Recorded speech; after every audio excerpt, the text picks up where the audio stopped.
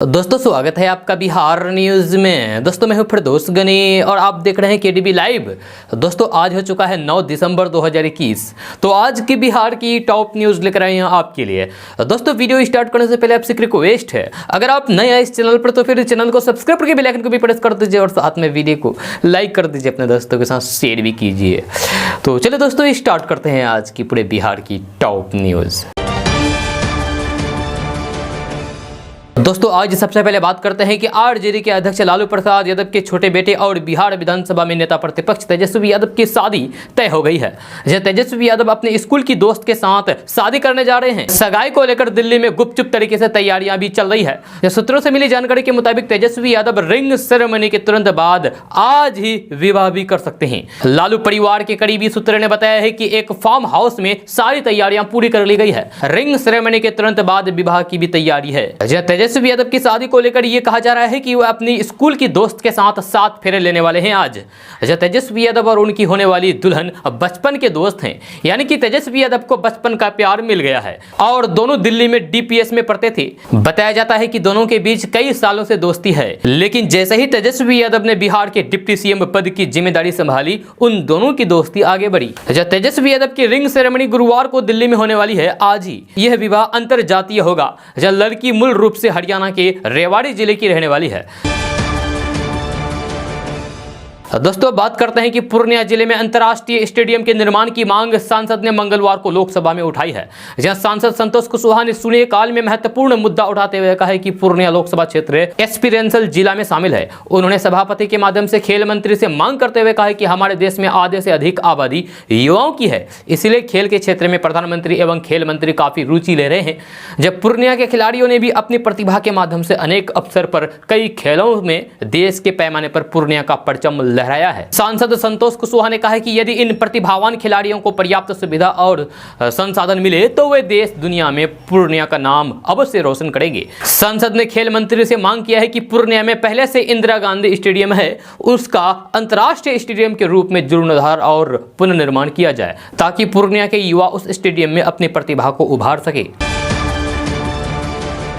दोस्तों बात करते हैं कि बिहार में रहने वाले लोगों के लिए राजधानी पटना से बड़ी खबर सामने आ रही है। ताजा रिपोर्ट्स के मुताबिक बिहार के बेगूसराय, दरभंगा, मुजफ्फरपुर में नीतीश सरकार आयुर्वेदिक कॉलेज खोलने जा रही है। इसको लेकर आदेश जारी कर दिया गया है। जहां खबर के अनुसार नीतीश कैबिनेट की हुई बैठक में बिहार के इन जिलों में आयुर्वेदिक कॉलेज के साथ साथ अस्पताल बनाने को लेकर भी मंजूरी दे दी गई है। बहुत जल्द बेगूसराय, दरभंगा, मुजफ्फरपुर में आयुर्वेदिक कॉलेज का निर्माण किया जाएगा। आपको बता दूं कि इन कॉलेजों में पढ़ाई के साथ इलाज की भी व्यवस्था होगी। इन आयुर्वेदिक कॉलेजों में अन्य अनुशासनिक भवनों का निर्माण किया जाएगा, जहां इससे राज्य के युवाओं को सबसे ज्यादा फायदा होगा और युवा आयुर्वेद की पढ़ाई कर सकते हैं।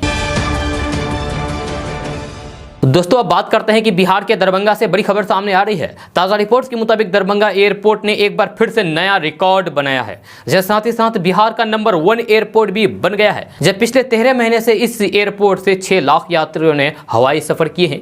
खबर के अनुसार आज के समय इस एयरपोर्ट से 8 हवाई जहाज रोजाना उड़ान भर रहे हैं। यहाँ से दिल्ली, कोलकाता, मुंबई, बेंगलुरु और हैदराबाद के लिए प्रतिदिन विमान का संचालन किया जा रहा है, जिसके कारण इन एयरपोर्ट पर यात्रियों की संख्या में भी लगातार वृद्धि हो रही है।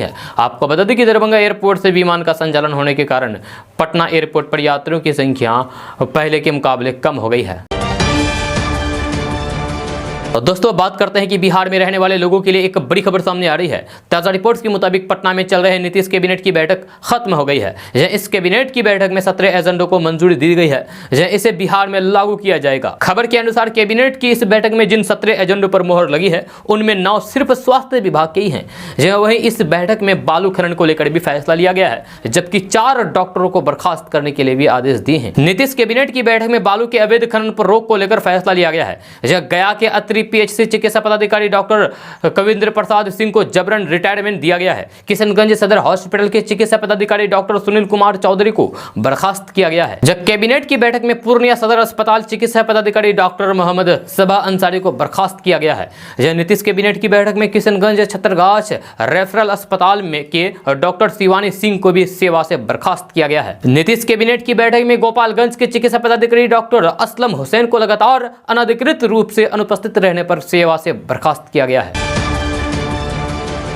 दोस्तों अब बात करते हैं कि बिहार की राजधानी पटना से बड़ी खबर सामने आ रही है। ताजा रिपोर्ट्स के मुताबिक पटना, पूर्णिया, नालंदा सहित सभी जिलों में अब कड़ाके की ठंड पड़ेगी, क्योंकि पहाड़ों पर हो रही बर्फबारी से बिहार के तापमान में लगातार गिरावट हो रही है। जब मौसम वैज्ञानिकों की माने तो अगले 5 दिन के अंदर बिहार के सभी जिलों में 2 से 4 डिग्री तक तापमान में गिरावट आएगी। इससे बिहार में कड़ाके की ठंड पड़नी शुरू हो जाएगी। इसीलिए लोगों को ठंड से बचने के लिए तैयारी कर लेनी चाहिए। खबर के अनुसार बिहार के पूर्वी भाग में 3 से 4 दिनों के बाद 1 या फिर 2 स्थानों पर हल्के और मध्यम स्तर के कोहरे के साथ न्यूनतम तापमान में भारी गिरावट देखने को मिलेगी, जिससे यहां ठंड बढ़ेगी और लोगों को कपकपी का सामना करना पड़ेगा।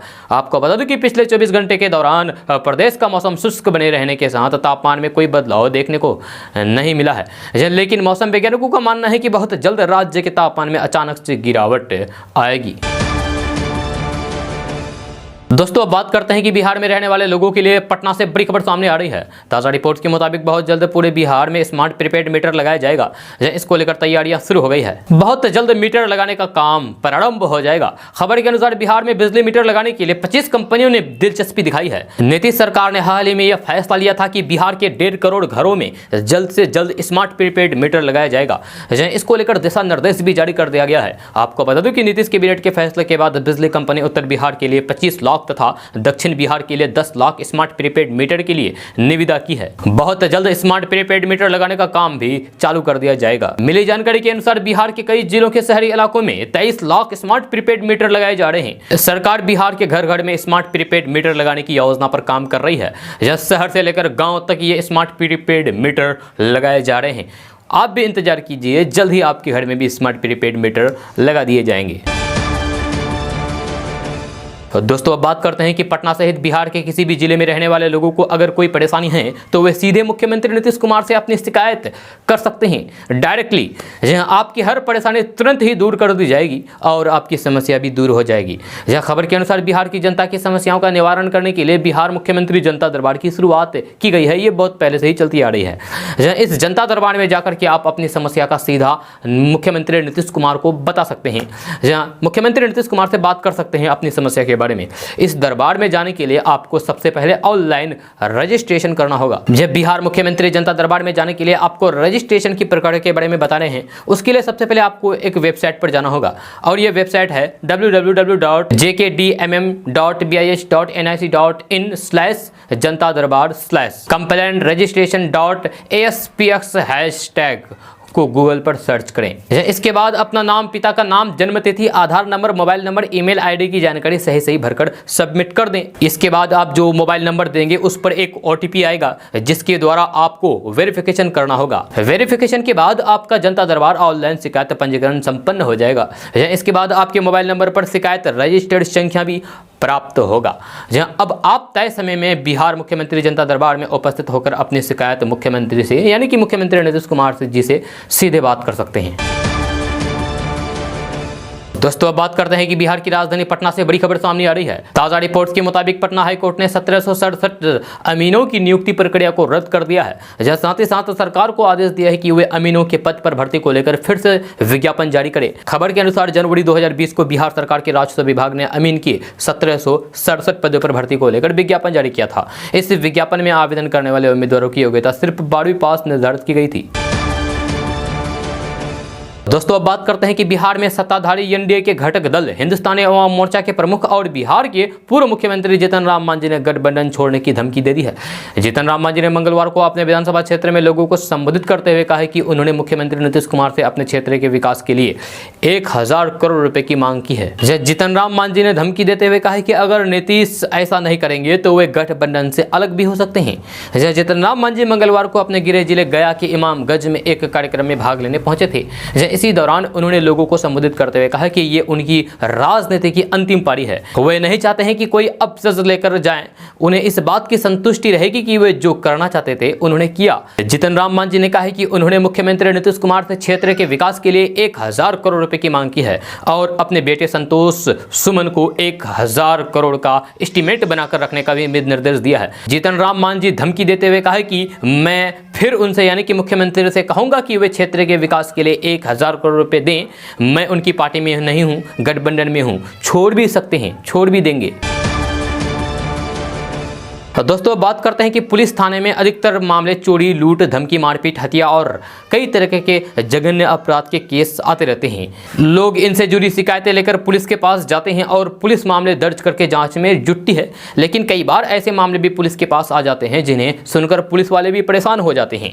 जब पिछले दिनों कर्नाटक पुलिस के पास ऐसा ही एक मामला सामने आया जिसमें एक शख्स पुलिस के पास अपनी गाय के खिलाफ केस दर्ज करने के लिए पहुंच जाता है। वह पुलिस से कहता है कि उसकी गाय 4 दिन से दूध नहीं दे रही है, इसीलिए उस पर केस दर्ज किया जाए। तो सबसे पहले बात करते हैं कि आखिर ये मामला है क्या। तो रिपोर्ट्स के मुताबिक ये दिलचस्प मामला कर्नाटक के शिमोगा जिले में पड़ने वाले गांव सिद्धलीपुरा का है। जहां इस गांव में रहने वाला किसान रमैया पिछले दिनों होलेहुन्नूर पुलिस स्टेशन में एक शिकायत लेकर पहुंचा। जब उसने अपनी शिकायत पुलिस को बताई तो उसे सुनकर पुलिस वालों का दिमाग ही घूम गया।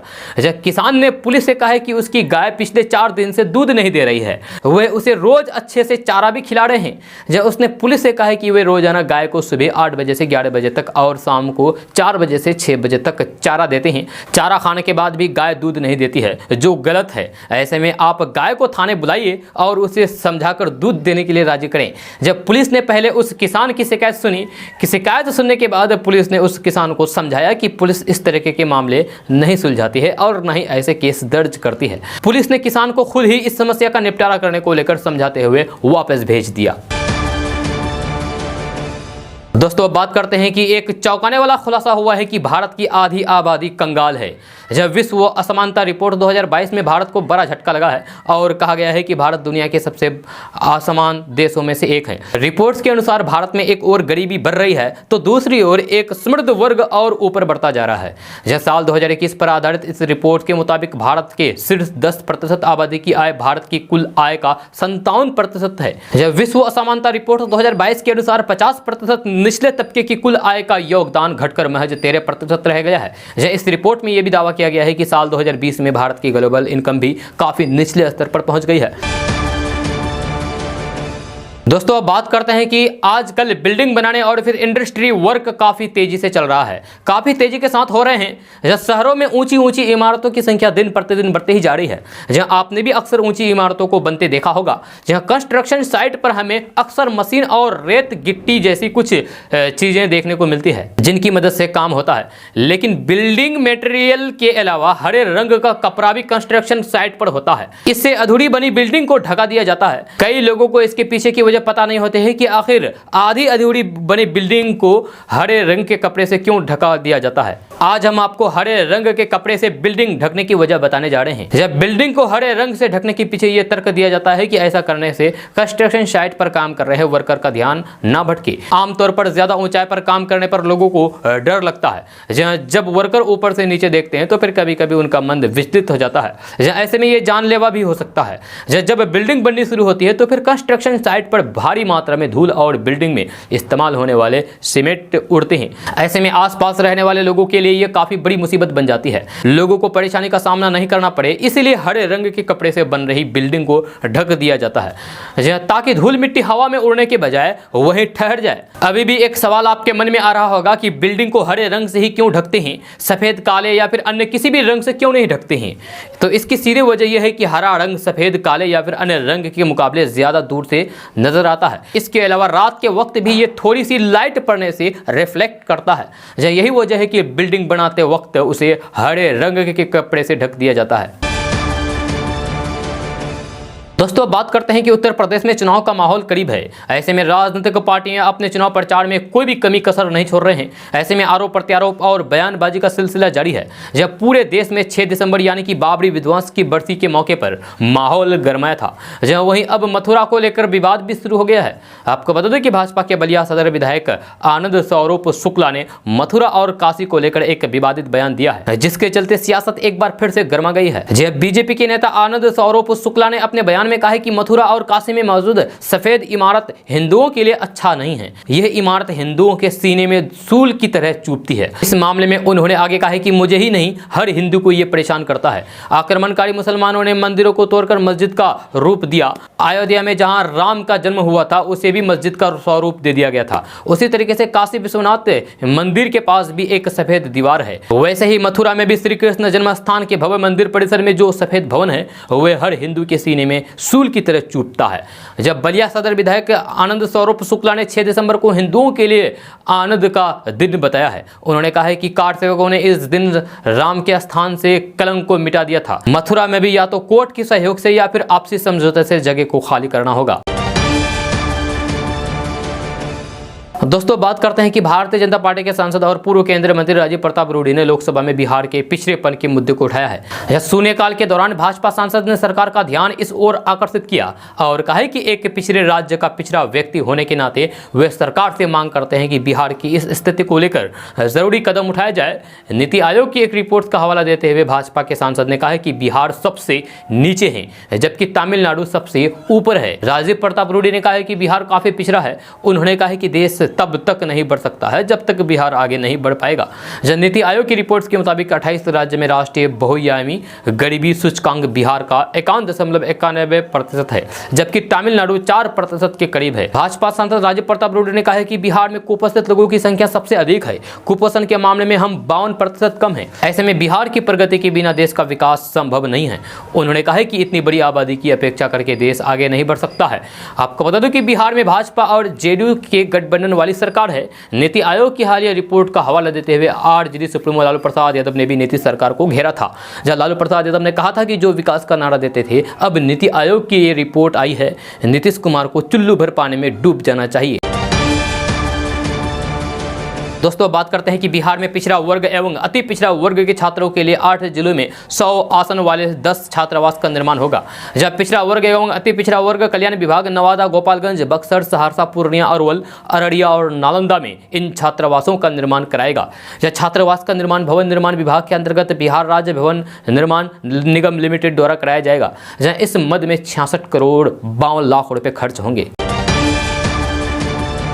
दोस्तों बात करते हैं कि देश में ओमिक्रॉन की दस्तक के बीच एक अच्छी खबर सामने आई है कि दूसरी डोज के टीकाकरण में उछाल आया है। जब पिछले 2 सप्ताह का डाटा बताता है कि देश में पहली डोज की तुलना में दूसरी डोज ज्यादा संख्या में लाई गई है। पिछले 2 सप्ताह का डाटा बताता है कि देश में पहली डोज की तुलना में दूसरी डोज ज्यादा संख्या में लगाई गई।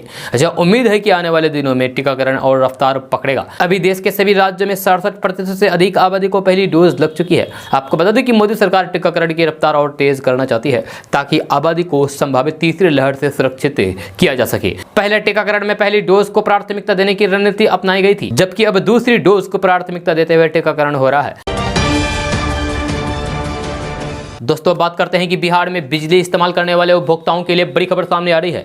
ताजा रिपोर्ट्स के मुताबिक पटना सहित बिहार के सभी शहरों में बिजली की चेकिंग की जाएगी। साथ ही साथ बिजली की चोरी करने वाले लोगों पर जुर्माना भी लगाया जाएगा। खबर के अनुसार south Bihar power distribution company limited के एमडी संजीव सिन्हा ने समीक्षा के दौरान स्पष्ट कहा है कि बिजली चोरी करने वाले लोगों पर सख्त से सख्त कार्रवाई होगी।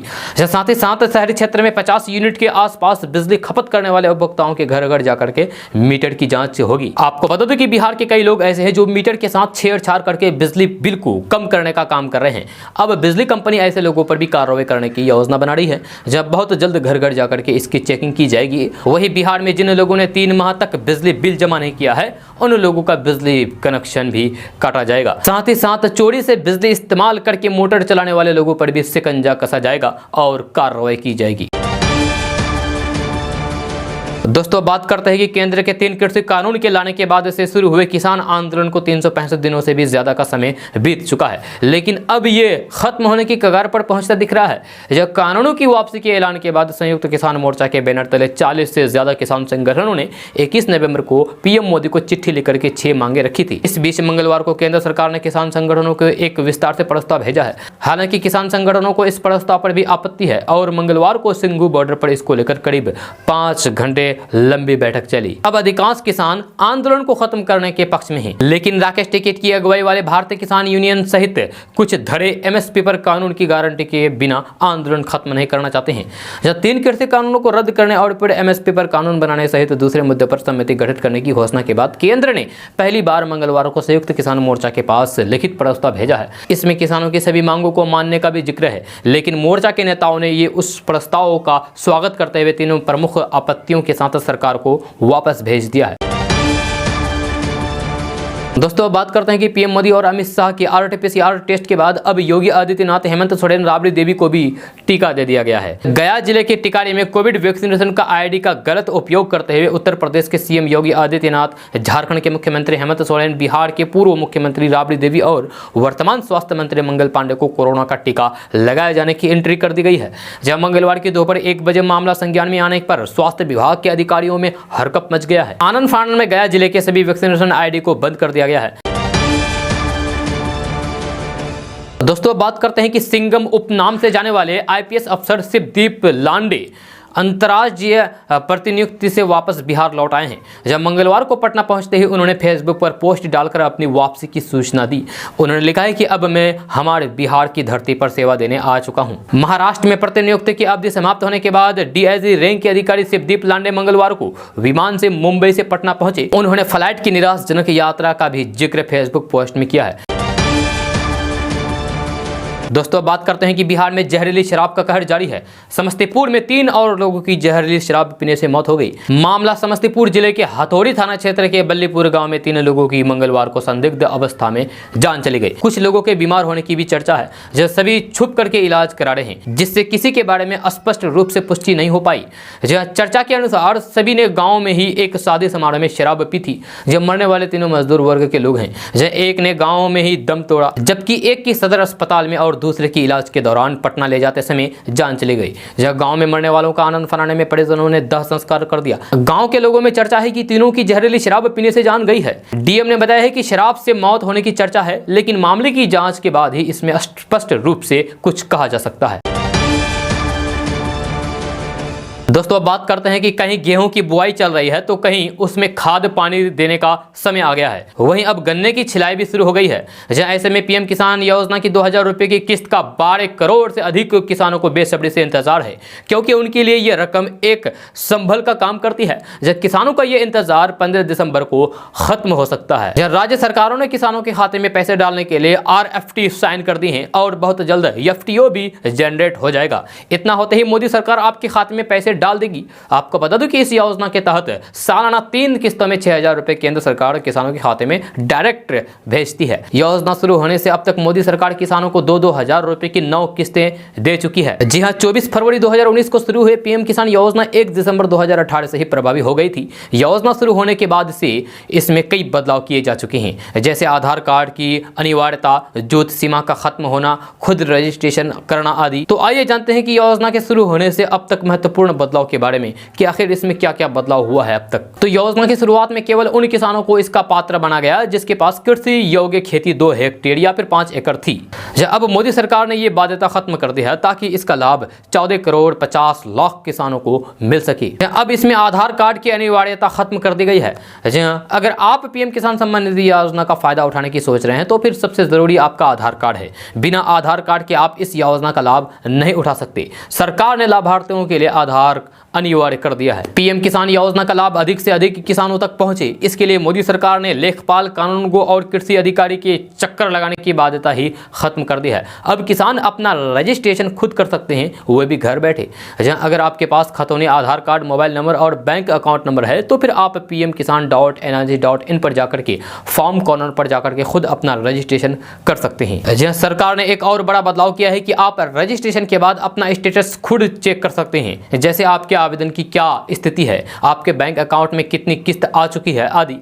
अब पीएम किसान पोर्टल पर जाकर के कोई भी किसान अपना आधार नंबर, मोबाइल नंबर या फिर बैंक खाता नंबर दर्ज करके स्टेटस की जानकारी ले सकते हैं। पीएम किसान स्कीम से अब किसान क्रेडिट कार्ड यानी कि केसीसी को भी जोड़ दिया गया है। जब पीएम किसान के लाभार्थियों के लिए केसीसी बनवाना आसान हो गया है। केसीसी यानी कि किसान क्रेडिट कार्ड पर 4% पर 3 लाख रुपए तक किसानों को लोन मिलता है। वहीं पीएम किसान सम्मान निधि का लाभ ले रहे किसानों को पीएम किसान मानधन योजना के लिए कोई भी दस्तावेज नहीं देना होगा। इस योजना के तहत किसान पीएम किसान स्कीम से प्राप्त लाभ में से सीधे अंशदान करके विकल्प चुन सकते हैं।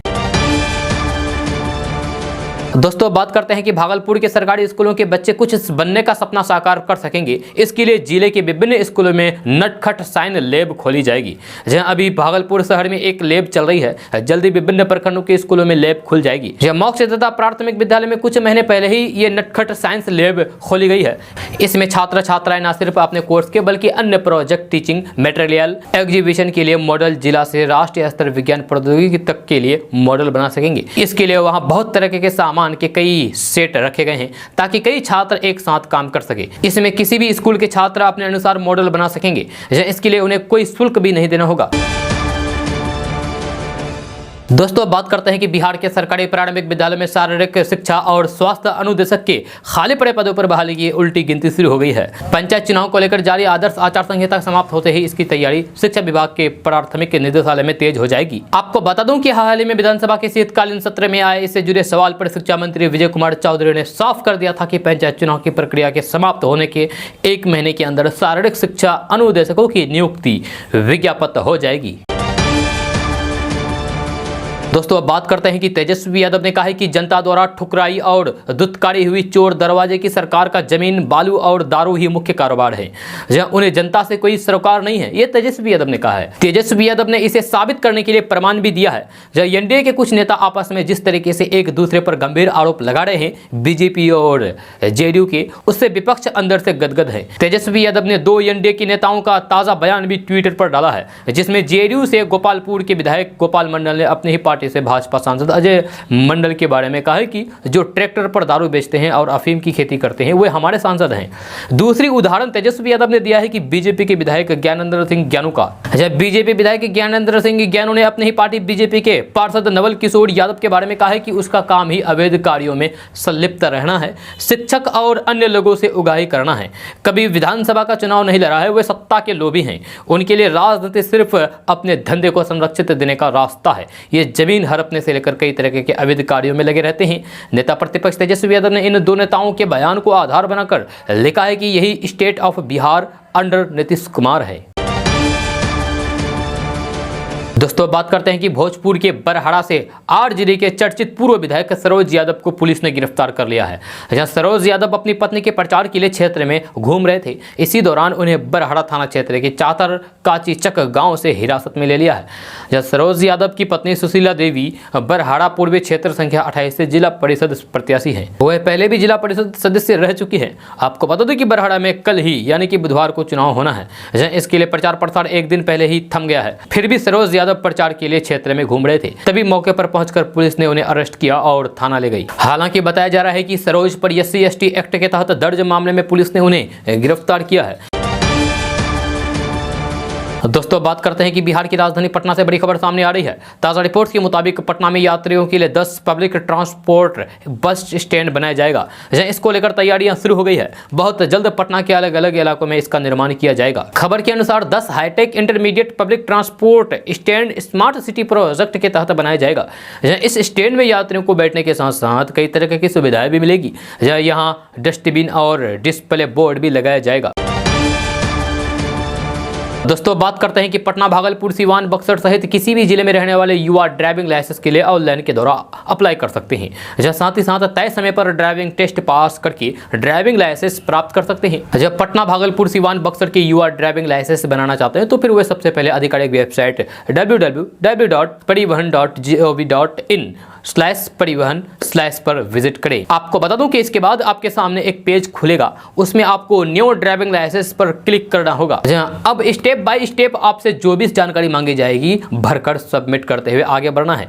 जहां आगे बढ़ना होगा आप हर जानकारी सही से भर दें। इसके बाद आपको ड्राइविंग लाइसेंस के लिए ऑनलाइन के द्वारा फीस जमा करना होगा। इसके बाद आपका एप्लीकेशन पूरा हो जाएगा। ड्राइविंग लाइसेंस बनवाने के लिए कुछ दस्तावेज की जरूरत होती है, वो आपको बता दे रहे हैं। उसमें है Aadhaar card, PAN card, mobile number, photo, voter ID card, जन्म प्रमाण पत्र आदि। ये सब डॉक्यूमेंट्स लगेंगे। दोस्तों बात करते हैं कि बिहार में हारे हुए पंचायत प्रतिनिधियों के लिए अच्छी खबर है। यह सरकार जल्द ही बकाये का हिसाब कर रही है। यह पंचायत चुनाव जीतने वाले प्रतिनिधियों का हिसाब किताब तो चलता रहेगा। फिलहाल हारे हुए पंचायत प्रतिनिधियों के लिए अच्छी खबर आई है।